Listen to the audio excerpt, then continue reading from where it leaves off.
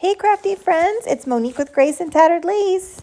All right, look at how cute this little wooden vintage stocking is. Let's make it over, let's give it a great look.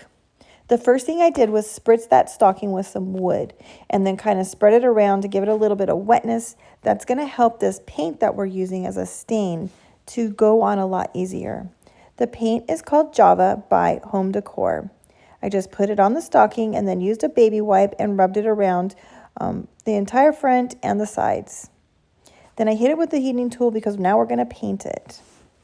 I'm using some paint by Waverly. It's called Plaster.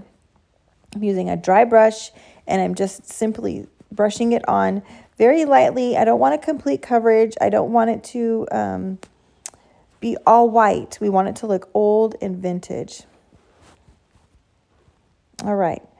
Once you got the front and all the sides covered, then you're going to hit that with the heating tool so that you can continue on.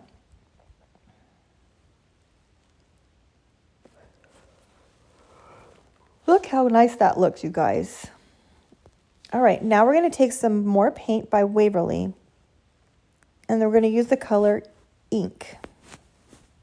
Again, I'm using a dry brush. It's just a small, kind of a medium-sized brush, I guess. And I'm just going to paint the little toe, the heel, and the top of the stocking. Again, I'm not going for complete coverage, you guys. Just a simple brush stroke, kind of lightly done.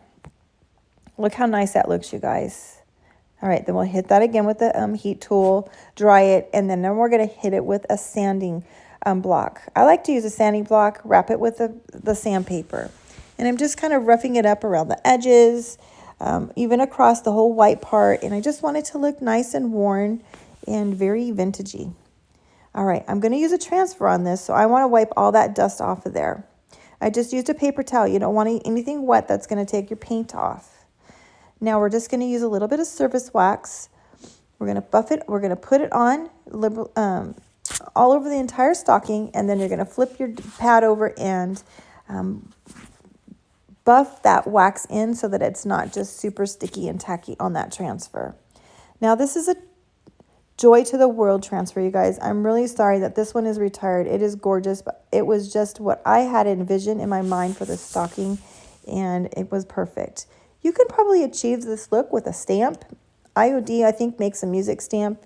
It's just not going to have the words. There's some on Amazon. I think you could find some on Amazon as well. Anyway, you guys, here's some chalk paint.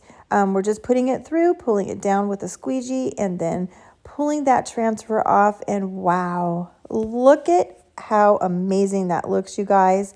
I didn't put the transfer in the area of the toe or the top of that stocking. I just kind of went around it. All right.